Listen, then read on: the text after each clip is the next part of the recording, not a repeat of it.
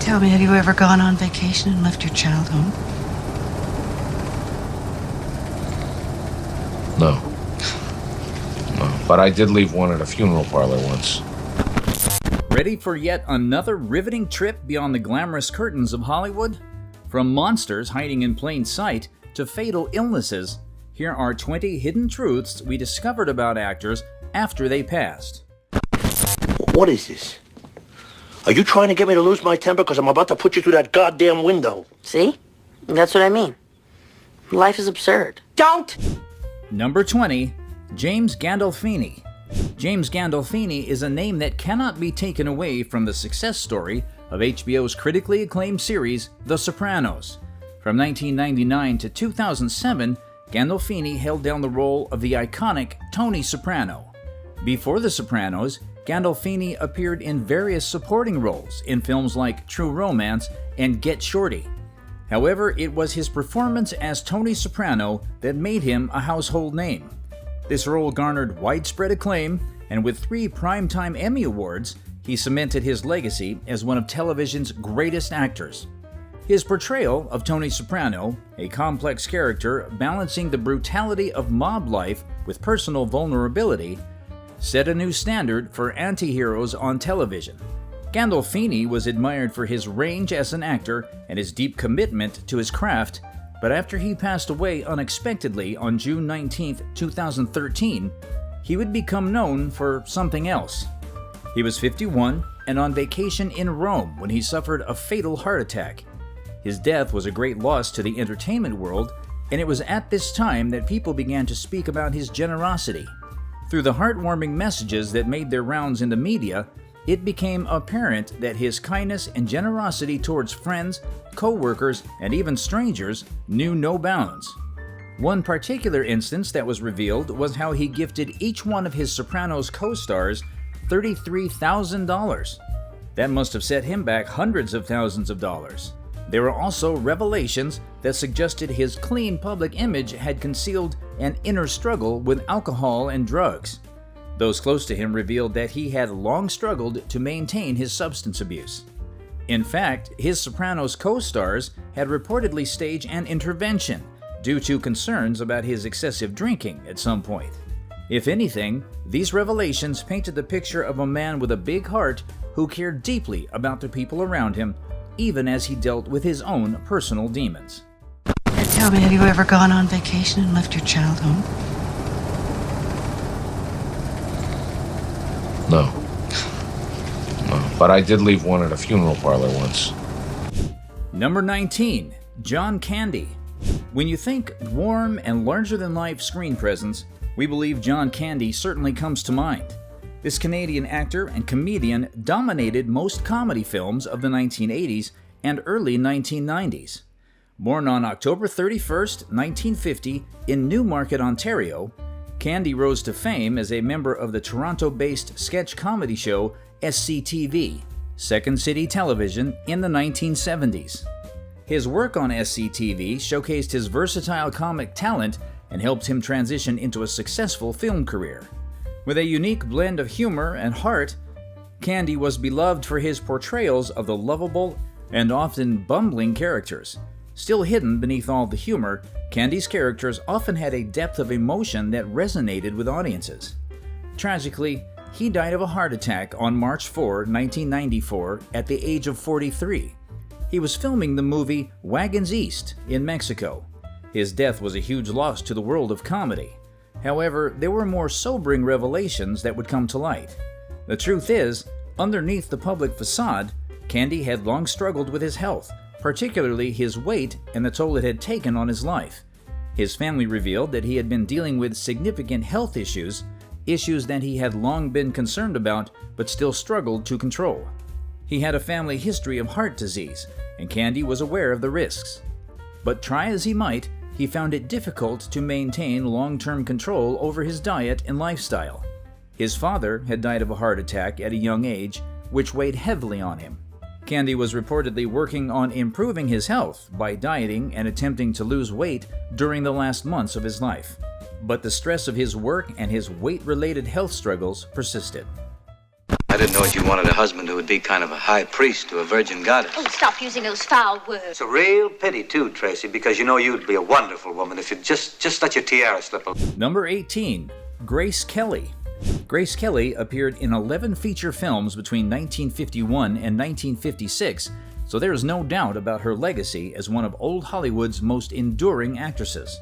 Born in Philadelphia on November 12, 1929, Grace Kelly was meant to be a Hollywood princess. This was a very fitting title, as she eventually made her way to becoming an actual royal when she married Prince Rainier III of Monaco. As the Princess of Monaco, her life seemed perfect, truly the stuff that fairy tales are made of. However, when she died in a tragic car accident in 1982, several surprising details about her personal life and struggles came to light. Among them was her strained marriage. Although Grace Kelly's marriage to Prince Rainier III was portrayed as a fairy tale, it was later revealed that the relationship had its difficulties. Reports indicated that the couple's relationship was strained by the pressures of royal duties, cultural differences, and Rainier's strict control over Kelly's activities. It was also revealed that Kelly not only struggled with the constraints of royal life, she also missed her glamorous acting career. Biographers would also discover that Kelly had engaged in romantic relationships with several notable figures before and during her time as Princess of Monaco. Remember, this was around the conservative 1950s. Kelly reportedly engaged in numerous affairs with her married and significantly older co-stars. Yes, prior to her marriage, she had well-publicized relationships with men like actor Clark Gable and director Alfred Hitchcock. But the rumors that surfaced after her death were scandalous, with claims that she had affairs during her marriage, though these claims were often speculative and never fully confirmed. I do some of the things I've always wanted to. Like what? Oh, you can't imagine. I'd like to do just whatever I like, the whole day long. Things like having your hair. Number 17. Audrey Hepburn. Audrey Hepburn charmed audiences as Holly Golightly in the 1961 classic Breakfast at Tiffany's. Though she was intensely private, she went on to become a highly successful actress. However, she kept a big secret. And this secret is none other than her involvement in World War II as a teenager in the Nazi-occupied Netherlands. While her role in the war was known to some extent during her life, deeper details about her courage and resistance activities only came to light after she passed. As a young girl, Hepburn experienced the horrors of the war firsthand. She was deeply affected by the starvation that plagued the country and even lost relatives.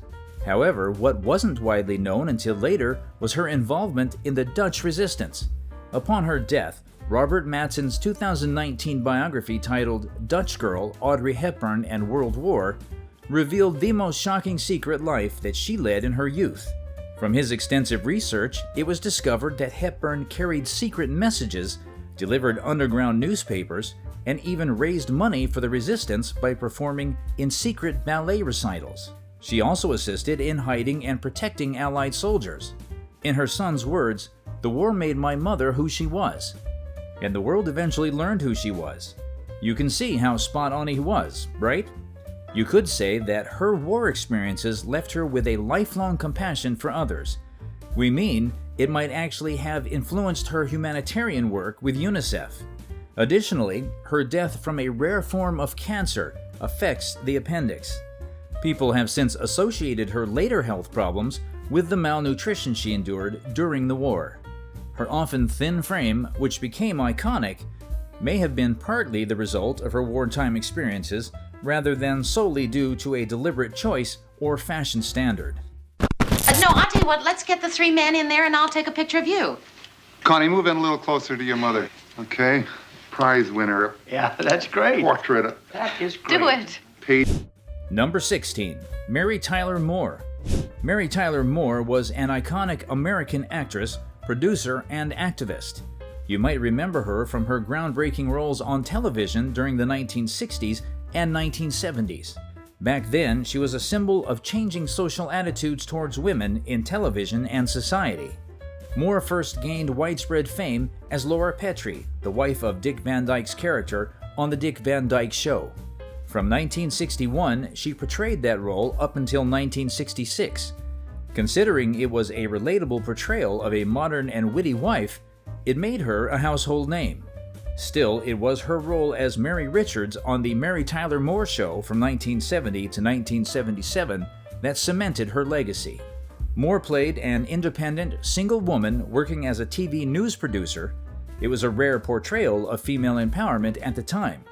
The show was not only a critical and commercial success, but it also broke new ground in the way it depicted women in the workplace. Same for their friendships and their autonomy. Somewhere in all of that, Moore was an advocate for diabetes research. Moore had publicly discussed being diagnosed with type 1 diabetes at the age of 33, but it was only after she died that the real extent of her lifelong struggles with her health was revealed. Moore experienced significant health complications from diabetes, including near blindness and heart and kidney problems. In her later years, she also underwent brain surgery to remove a benign meningioma. All these aspects of her declining health were mostly kept private until her death. Moore passed away on January 25, 2017, at the age of 80.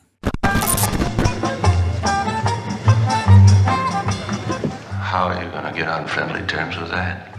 Anything wrong, darling? No. Number 15. Rock Hudson.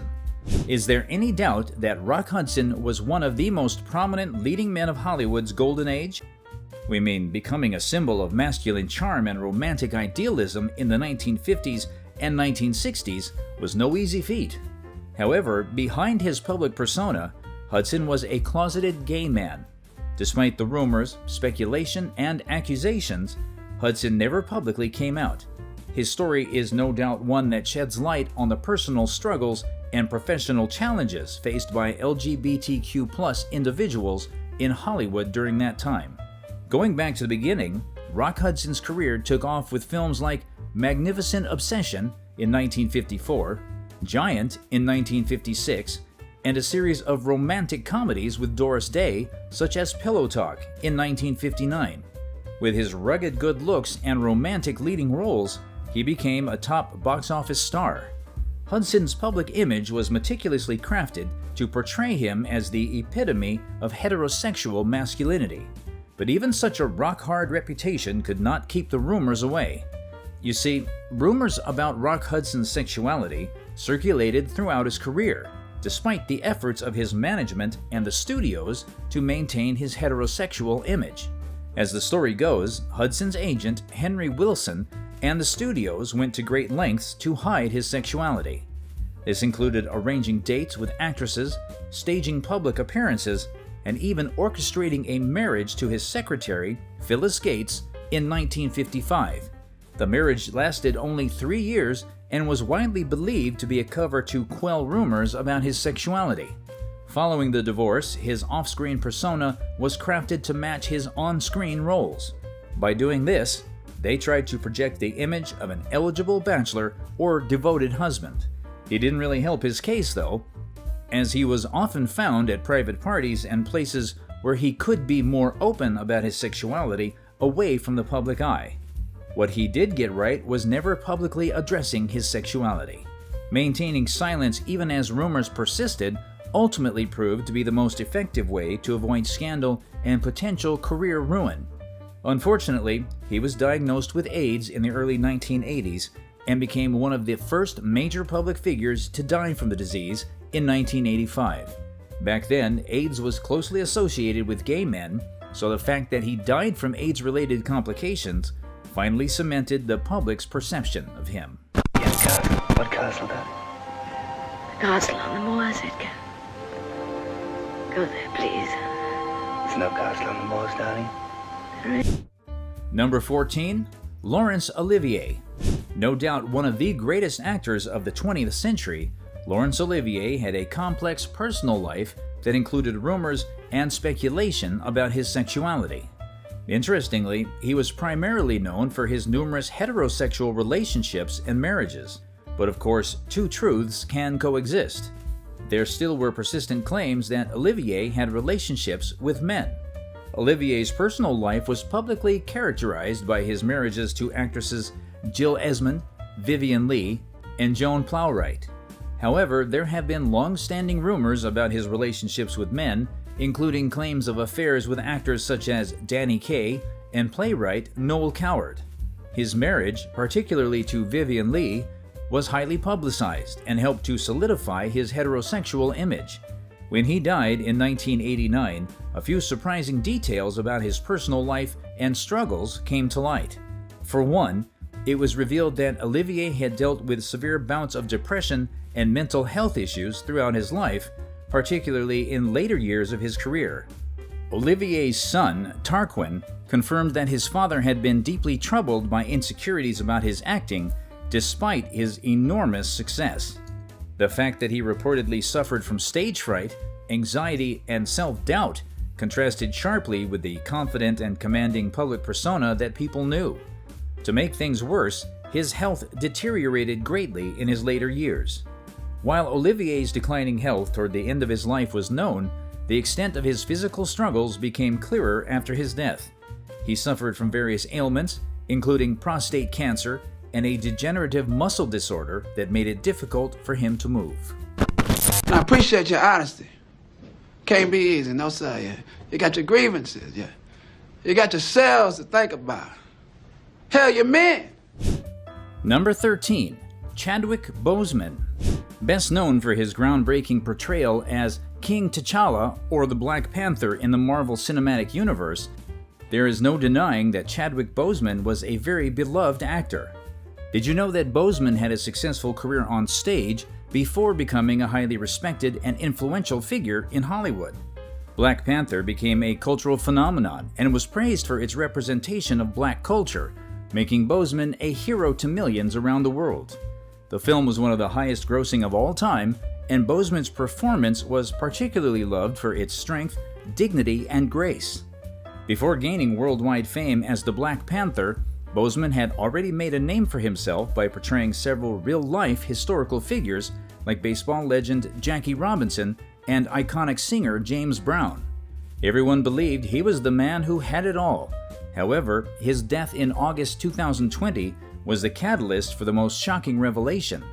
It was then revealed that Boseman had privately battled colon cancer for 4 years, even while continuing to work on numerous film projects.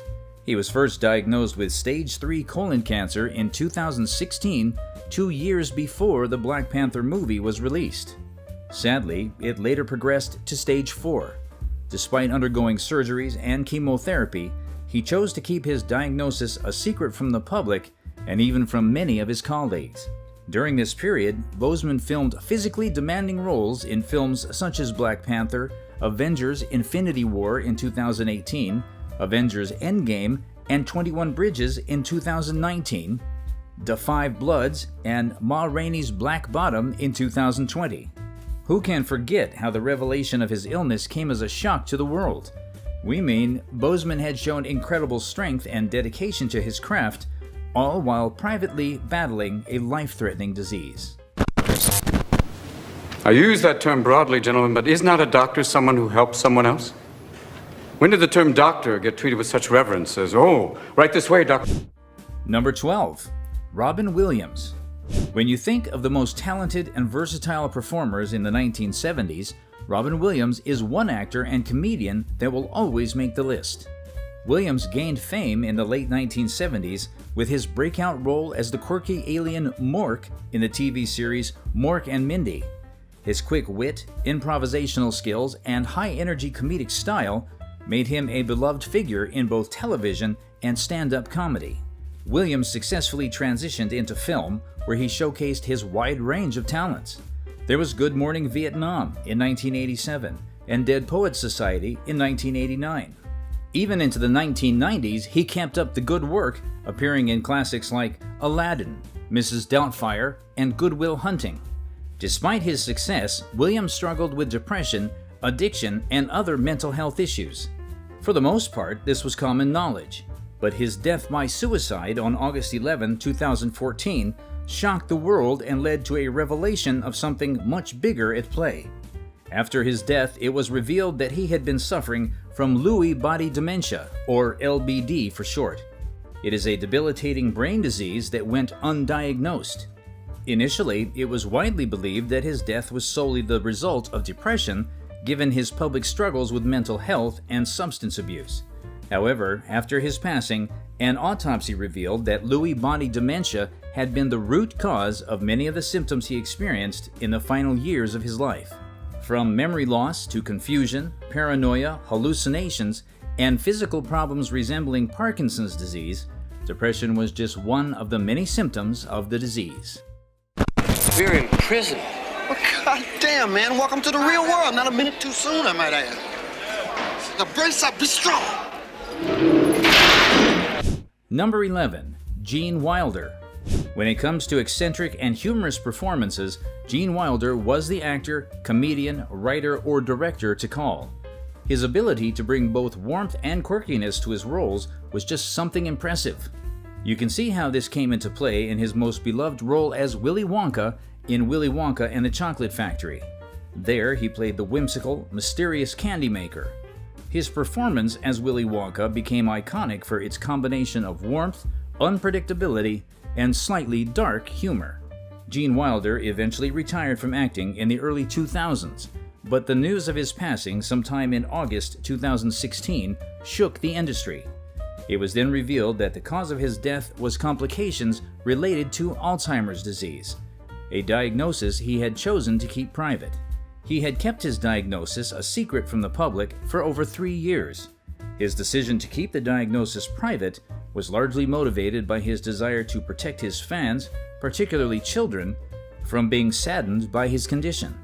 His nephew, Jordan Walker Perlman, shared in a statement that Wilder didn't want fans to associate his vibrant, joyful characters with illness, saying he didn't want one less smile in the world. Despite the debilitating nature of the disease, Wilder's family described his final years as being filled with love, music, and laughter. Number 10. David Cassidy. American actor, singer, and pop culture icon, David Cassidy gained fame in the 1970s primarily through his role as Keith Partridge in the musical sitcom The Partridge Family.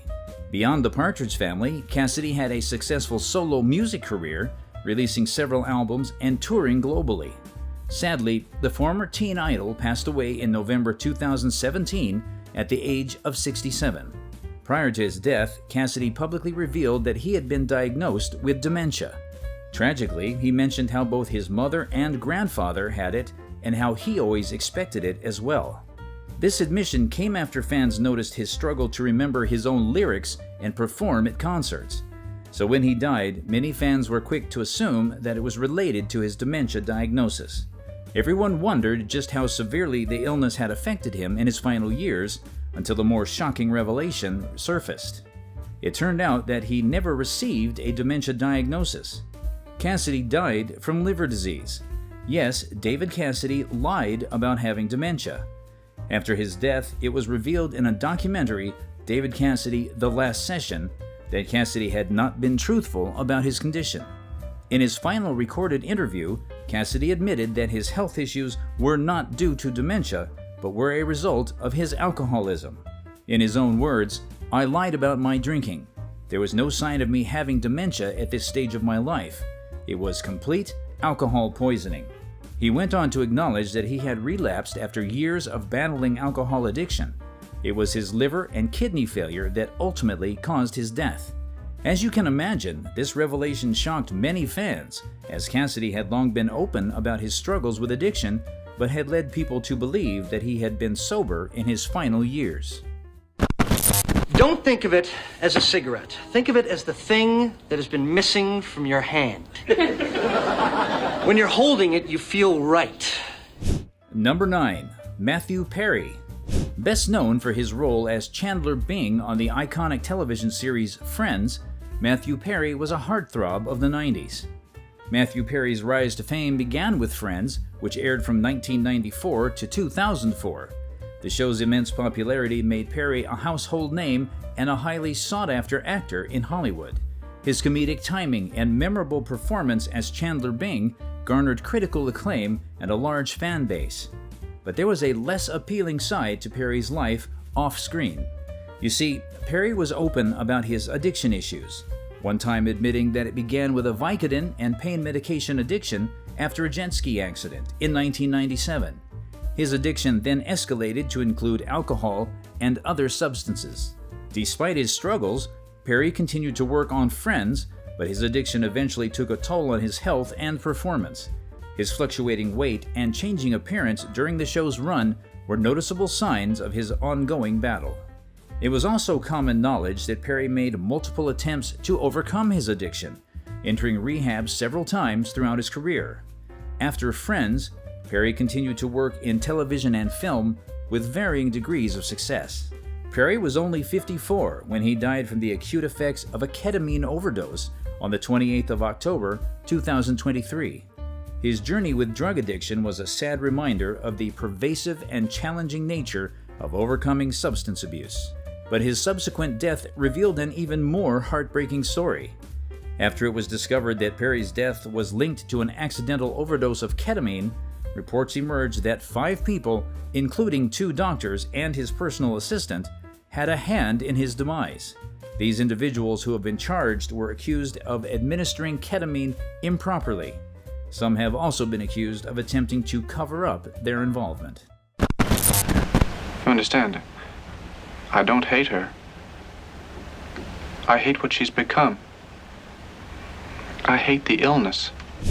Number 8. Anthony Perkins. Best known for his iconic role as Norman Bates in Alfred Hitchcock's Psycho, Perkins was known for his boyish charm, intense performances, and complex characters. However, his life and career definitely offer a compelling look into the struggles of maintaining a public image while concealing one's true identity during a time of widespread homophobia in Hollywood. Anthony Perkins achieved early success in Hollywood with roles in such films as Friendly Persuasion in 1956 and Fear Strikes Out in 1957. However, it was his portrayal of Norman Bates in 1960's Psycho that solidified his place in cinematic history. Again, this was a period when homosexuality was heavily stigmatized and could ruin an actor's career. As such, being openly gay was not considered an option for those seeking to maintain their professional standing and popularity. So great was the fear of damaging his career and facing social ostracism that he kept his relationships a secret. Try as he might, there were talks of his relationships with several men in Hollywood, including fellow actor Tab Hunter and dancer-choreographer Grover Dale. Would you be surprised to learn that Perkins married photographer Barry Berenson in 1973? Of course not. These closeted gay stars were more than willing to do anything to appear heterosexual. This marriage was fruitful, as they even had 2 sons together. While Perkins likely had genuine affection for Berenson, their marriage definitely served to bolster his heterosexual image and deflect suspicion about his sexuality. Sad, but this secrecy was essential for preserving his career. So when rumors about his sexuality emerged, Perkins avoided addressing them directly. We imagine the constant pressure to hide his true self likely contributed to feelings of isolation and emotional distress. Perkins' life eventually took a tragic turn when he was diagnosed with HIV in the early 1990s. For the most part, he kept his diagnosis private. Barry Berenson, his wife, remained by his side until his passing, and his death brought attention to the struggles faced by closeted gay actors and individuals living with HIV/AIDS.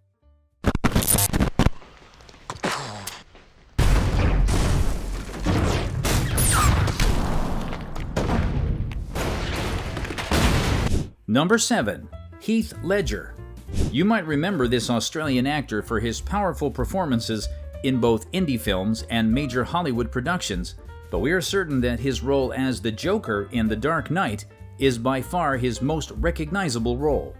Born in Perth, Australia, Ledger first gained international fame for his portrayal of Ennis Del Mar in the 2005 film Brokeback Mountain. This role brought on so much critical acclaim that he even received an Academy Award nomination for Best Actor. But by 2008, his now famous role as the Joker had shot him to new heights of fame. Despite his tragic death in January 2008, this role earned him numerous posthumous awards, including the Academy Award for Best Supporting Actor.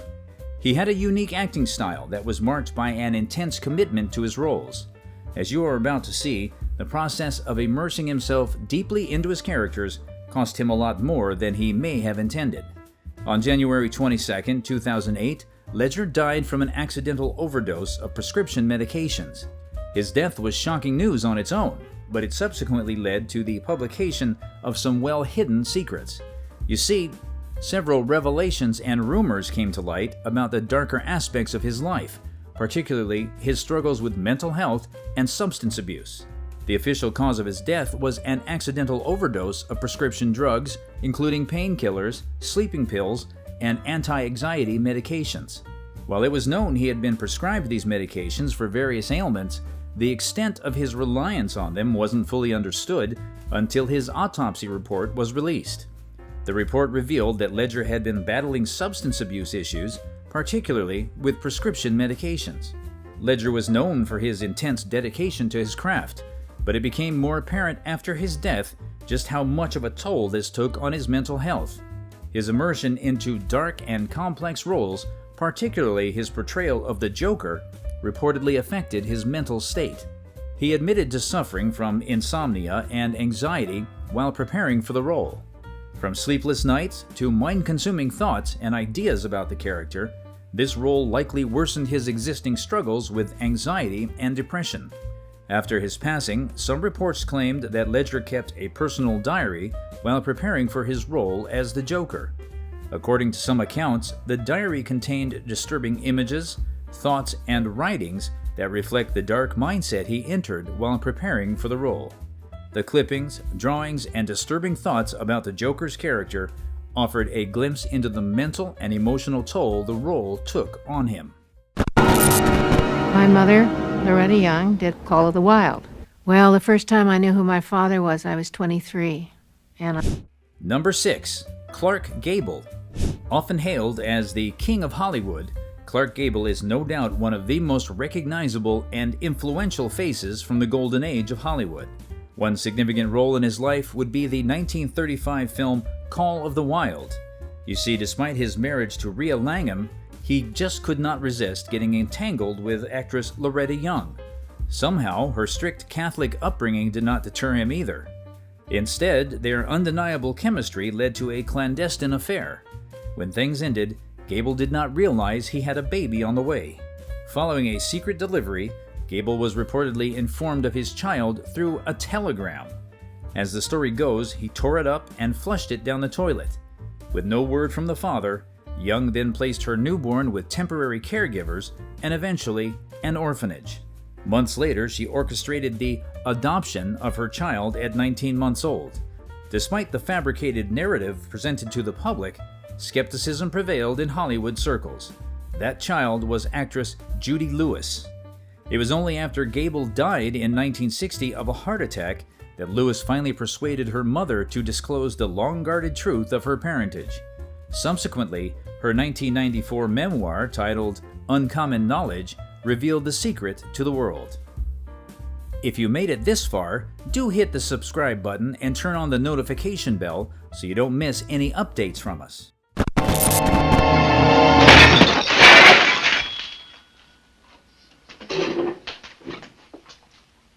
Now that's how I'm going to clear the table. Number 5. Marlin Brando. Marlin Brando, a name present on every list of the most influential actors in the history of cinema. He is renowned for his roles in films like A Streetcar Named Desire, On the Waterfront, and The Godfather. Marlon Brando's career began on the stage before he became a major film star in the 1950s. Known for his intense method acting and his roles as brooding, complex characters, Brando was a pioneering force in modern acting. His rugged good looks and magnetic screen presence also made him a sex symbol of his time, but it also created room for questions on his sexuality. Early on, there were claims that Brando had relationships with several men. While these relationships helped maintain his heterosexual image, they did not entirely quell speculations about his sexuality. At some point, Brando himself made statements that hinted at his bisexuality. So, at most, it was a poorly kept secret. However, after his death, names would begin to drop. One of the most notable rumors involved a relationship with actor James Dean. Additionally, Quincy Jones, in a 2018 interview, claimed that Brando had a sexual relationship with comedian Richard Pryor. This claim was later confirmed by Pryor's widow, Jennifer Lee. Brando was married 3 times and had numerous relationships with women. He even fathered at least 11 children in his lifetime. His biographers also revealed that Brando kept recorded tapes.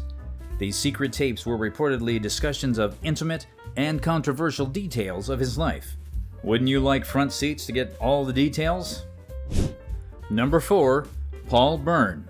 Paul Bern was a German film executive affiliated with MGM. Despite Bern's unassuming demeanor, he possessed the influential connections to make or even break any star. We believe this was the case when he met young starlet Jean Harlow. He harbored a sincere belief in Harlow's potential as a serious actress. Despite a significant age gap, the two courted and got married in July of 1932. But 2 months later, there would be a tragic loss. Bern took his own life with a gunshot wound to the head. This, of course, classified as a mysterious incident. A man who had it all, ending his own life just like that. Before long, authorities unearthed peculiar details in Paul Bern's personal history. It turns out that Bern was still legally wedded to his first wife, Dorothy Millette. What makes things even more mysterious is that Millette promptly settled her bills after a 4-month stay in the Plaza Hotel in San Francisco and secured passage on the Delta King riverboat. All this only for her body to be discovered in the lake. Another suicide just 2 days apart. Mysterious is surely an understatement. Seems to be satisfied with this arrangement. So don't force any issues unless you want to cause plenty of trouble. Number 3. Joan Crawford. From her off-screen behavior to the allegations from her children, Joan Crawford surely had her darker side. A side that was hidden from the public till her children started to speak up after she passed. Joan Crawford's career in Hollywood spanned nearly 5 decades. In that time, she certainly made a name for herself as one of the most iconic actresses of her time. Joan Crawford began her career in the 1920s, quickly rising to fame as a flapper in silent films. Unlike many silent film stars, Crawford successfully transitioned to sound films. Throughout the 1930s, Crawford became one of MGM's biggest stars, appearing in successful films like Grand Hotel, Sadie McKee, and The Women. So while her career was marked by her ability to reinvent herself, adapting to changing times, and consistently deliver memorable performances across a wide range of genres, another aspect of her legacy is about how wicked she was in real life. To be fair, she had always been controversial. Joan Crawford had well-documented feuds with other Hollywood stars, most notable of all being the long-standing feud with Bette Davis. Their rivalry was even famously depicted in the TV series titled Feud, Betty and Joan. Stories of their mutual animosity, along with accounts of Crawford's ambitious and often ruthless behavior to secure roles and maintain her career, have contributed to her evil persona. Crawford was also known for her demanding and perfectionist attitude on set. Reports of her clashing with directors and co-stars, coupled with a reputation for being difficult to work with, painted her as a tough and sometimes tyrannical figure. Her personal life, multiple marriages, and rumored affairs were also added to the view of her as a complex and often unlikable figure. What the public did not know is that she was an abusive mother to her children. One defining reference here is the 1978 memoir Mommy Dearest, written by her adopted daughter, Christina Crawford. The book describes Joan Crawford as an abusive, controlling, and emotionally unstable mother. The subsequent film adaptation in 1981 further solidified this negative image. Faye Dunaway's intense portrayal of Crawford as a domineering and cruel figure also drove home the point. In 2019, Christina emphasized her mother's brutality again by speaking to The Guardian that her mother deserved to be in jail. Over the years, various biographies, documentaries, and dramatizations continue to emphasize the more controversial aspects of Crawford's life and personality. What does she do with the cable, boys?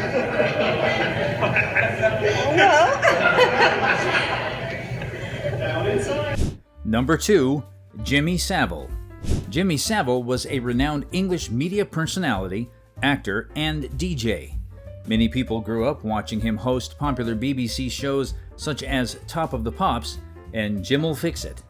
As an actor, he showcased his talent in productions like Ferry Cross the Mersey in 1964, Go-Go Mania in 1965, and When Louis Met Jimmy in 2000. Throughout his lifetime, Savile was a prominent figure in the United Kingdom. From his quirky persona to his extensive charitable endeavors, you could almost say he was known and loved by all. He actively raises money for various charities and hospitals. Some of the notable beneficiaries of his philanthropy include Stoke Mandeville Hospital in Aylesbury, Leeds General Infirmary, and Broadmoor Hospital in Berkshire. His philanthropic efforts even earned him a knighthood in the year 1990. He truly was a celebrated man, but revelations following his death in 2011 would paint a starkly different picture. You see, numerous allegations of sexual abuse surfaced shortly after his death. The whole saga blew up in October 2012 with an ITV documentary that delved into prior allegations. This documentary triggered a wave of media attention and an influx of witness statements. Before long, Scotland Yard initiated Operation U-Tree, a criminal investigation to probe the accusations of all child sex abuse implicating Savile. And according to reports, his sinister activities had spanned 6 decades. The investigation led the police to determine that he was in fact a predatory sex offender. The investigation also ranks him among Britain's most prolific sex offenders. Authorities pursued over 400 lines of inquiry across 14 police forces. It was determined that he abused 450 people. As if you couldn't get more vile, you also learn that 328 of them were minors. In June 2014, inquiries into Savile's actions at 28 NHS hospitals, including Leeds General Infirmary and Broadmoor Psychiatric Hospital, revealed that he had sexually assaulted individuals aged between 5 and 75 over many years. All those philanthropic acts were just shows, a facade to hide his true nature and also make his evil desires a whole lot easier to access. Consequently, some of the honors bestowed upon Savile during his career were posthumously revoked. Even his television appearances, such as episodes on Top of the Pops that he hosted, are no longer aired. Ask anyone, and they would say that he was a monster who never got to answer for his crimes. Number 1. Bob Crane. American actor and radio host Bob Crane was best known for his role as Colonel Robert Hogan in the popular 1960s sitcom Hogan's Heroes. From 1965 to 1971, this role made him a TV fan favorite. He had a couple of roles before landing his breakout role in Hogan's Heroes. Crane's portrayal of Colonel Hogan earned him 2 Emmy nominations. However, after Hogan's Heroes ended, Crane's career declined and he transitioned to performing in dinner theater productions. By 1978, his personal life would shoot him back to the public eye, albeit under the most unappealing circumstances. You see, Crane was murdered in his apartment in Scottsdale, Arizona. The scene was reportedly very violent, and as you can imagine, an investigation was immediately initiated. The investigation revealed a secret life of sexual addiction, with Crane recording many of his sexual encounters on video. The deeper they delved, the more they discovered. Crane had a secret life involving a compulsive addiction to sex. He documented and filmed many of his sexual encounters with women. His close friend, John Carpenter, was heavily involved in these activities. It is believed that he often helped Crane record the encounters using early video equipment. This secret side of Crane's life shocked many of his fans, as his public persona was very different from the man revealed in these tapes. While the crime remains officially unsolved, John Carpenter was the primary suspect. There was some evidence of a complicated relationship between the two, and the fact that Carpenter also had access to Crane's apartment was a detail that could not be ignored. Carpenter was eventually charged with Crane's murder in 1992. However, he was soon acquitted due to a lack of conclusive evidence, including inconclusive DNA testing at the time. This whole saga was a shock to fans and colleagues alike. Crane's life and death have since captivated true crime enthusiasts everywhere. That's it, 20 hidden truths that we discovered about actors after they passed. Which was the most shocking? Do share your thoughts in the comments. If you enjoyed this video, don't forget to hit the like button. You also can't miss the video on screen.